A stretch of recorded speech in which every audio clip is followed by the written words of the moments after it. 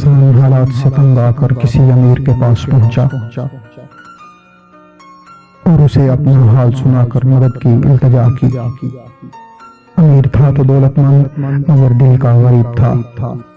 اس نے اس غریب انسان کو ڈانٹا بھی اور دھکے دے کر گھر سے باہر نکال دیا۔ اللہ کو اس امیر آدمی کی یہ حرکت بہت ناگوار گزری اور اس کو بہت جلد دولت دنیا سے محروم کر کے کلاش بنا دیا۔ اس کے ملازموں نے اس کی یہ حالت دیکھی تو سب ساتھ چھوڑ گئے۔ ان میں سے ایک ملازم کسی اور امیر شخص کے ہاں ملازم ہو گیا تھا۔ ایک روز یہ خادم اپنے نئے آقا کو کھانا کھلا رہا تھا کہ کسی فقیر نے دروازے پر صدا دی۔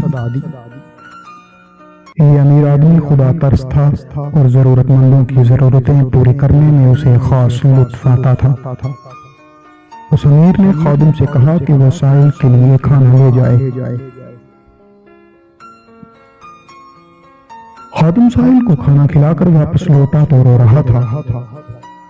اس کے نئے آقا نے اس سے رونے کا سبب پوچھا تو اس نے جواب دیا،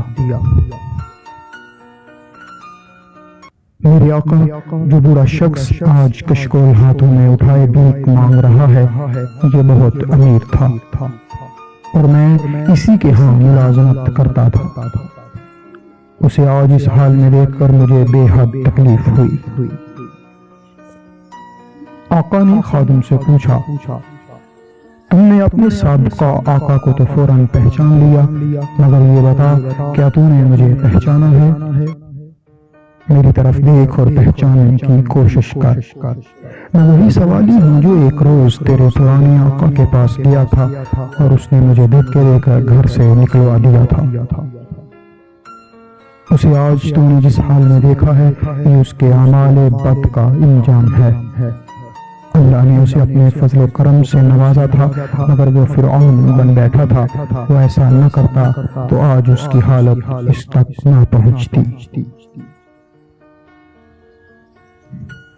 مکافات عمل سے ڈرنا چاہیے، اس لیے کہ ایک یوم محشر اس دنیا میں بھی برپا ہوتا ہے اور انسان کو اس کے کیے کی سزا ملتی ہے۔